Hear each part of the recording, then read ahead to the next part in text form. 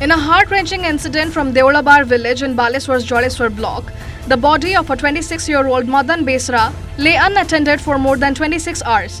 Villagers, bound by superstition and fear, refused to help with the cremation, branding the family as practitioners of witchcraft. For an entire day and night, Madan's grieving mother sat helplessly beside her son's body, pleading with neighbors.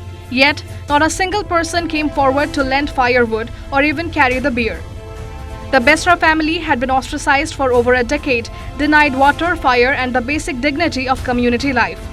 It was only when volunteers from the Jaleswar-based NGO May I Help You stepped in that the young man finally received a dignified farewell. More than 10 members carried his body on their shoulders, arranged transport, and performed the funeral rites that the villagers had refused. Their act of compassion broke a cruel silence that had lasted far too long.